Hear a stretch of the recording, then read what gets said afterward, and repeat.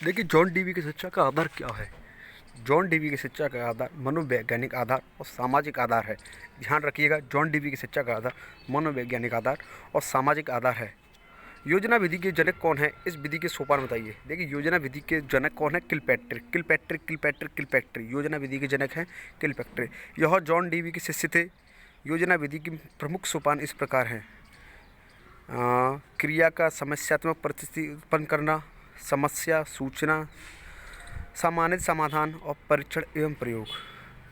और देखिए, और कुछ सम इम्पोर्टेंट क्वेश्चन बताता हूँ आपको। जैसे कि मॉन्टेसरी पद्धति के अनुसार पढ़ाया कैसे सिखाया जाता है। तो उसमें मॉन्टेसरी पद्धति में क्या होता है, जब बालक को पढ़ाना सिखाने के लिए शिक्षिका किसी परिचित वस्तु को मेज पर रख देती है और श्याम पट पर उसका नाम लिख देती है।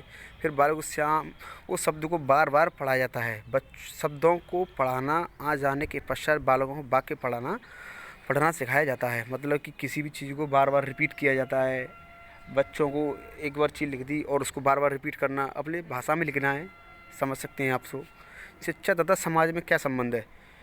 शिक्षा और समाज में अंतर है, इसको आप बना के लिख सकते हैं और पढ़ भी सकते हैं। व्यक्ति जिस समाज में रहता है उसी समाज की परिस्थितियों के अनुसार उसकी शिक्षा का प्रबंधन किया जाना चाहिए। शिक्षा का प्रबंध इस प्रकार किया जाना चाहिए कि व्यक्ति अपने समाज की आवश्यकता को पूरा कर सके। मतलब ये है, शिक्षा और समाज एक दूसरे के पूरक हैं। अगर समाज में शिक्षा रहेगी तो समाज भी अच्छा ही रहेगा। कहने का तात्पर्य ये है। आगे चलते हैं। देखिए, विद्यालय के अनौपचारिक कार्य लिखिए। देखिए, औपचारिक कार्य और अनौपचारिक कार्य, फॉर्मल इनफॉर्मल, ये अलग अलग कार्य होते हैं। विद्यालय के अनौपचारिक कार्य की सूची निश्चित नहीं होती है। इसके अंतर्गत शारीरिक विकास, खेलकूद, सांस्कृतिक कार्यक्रम, समाज सेवा कार्य, रचनात्मक शक्ति का विकास आदि भी कार्य आते हैं, जो बालक के सर्वांगीण विकास पर सहायक प्रदान करता है। फ्रोवेल ने किंडरगार्टन का प्रारंभ कब किया?